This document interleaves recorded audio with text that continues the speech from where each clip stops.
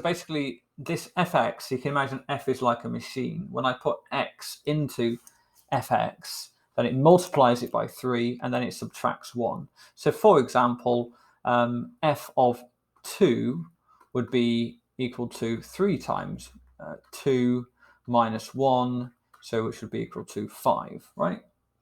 Whereas g of 2 would be equal to, well, it'd be equal to 2 plus 3 divided by 2.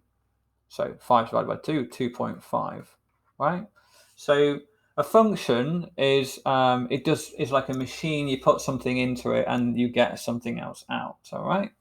Now what they've done there is they've done a combination of functions. So what this means is f of g of 5. In other words, a function of a particular number. So what would that mean in practice? Well, so I could rewrite this as f, and then, I mean, you don't do this, but just to get you to understand, f of g of 5. That's kind of what that means. All right. So first of all, f, well, that would be 3.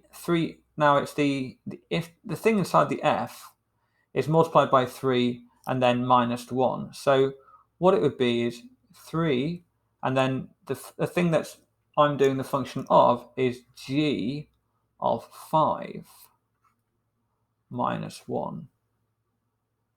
Yeah? Does that make sense? We can do a couple of practice. Go on.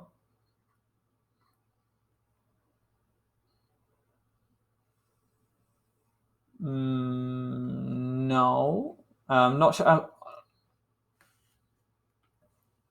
This, when I write f and then g and then 5, I mean it's the function of g. It's the function of it's basically, we can say it's f of g of 5. So in other words, f g, well, x, let's say, or f g whatever, is not the same as g f x.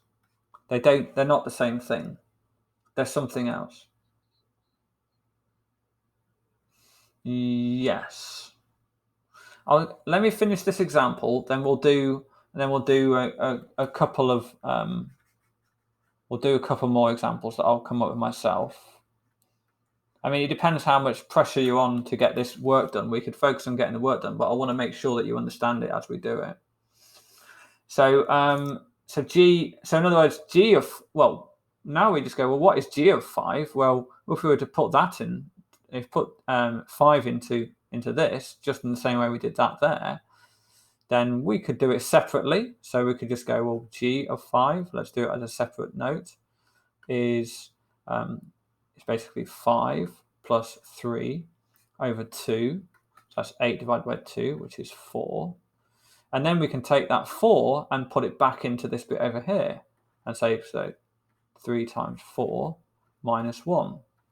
So 3 times 4 is 12, minus 1 is 11. And that would be the answer. Okay.